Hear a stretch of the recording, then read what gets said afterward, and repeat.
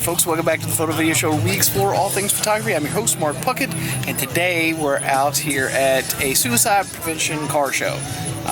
Totally not a paid job, but I figured it would be a pretty good chance for me to try and get some shots of some automobiles. I've never done this before, it'll be my first time, so I'm going to see how I can do with a little composition and a little difficult lighting because there's not much shade out here in this wide open field, as you can see. But I am underneath the shade right now, so good to go. So let's see what we can see.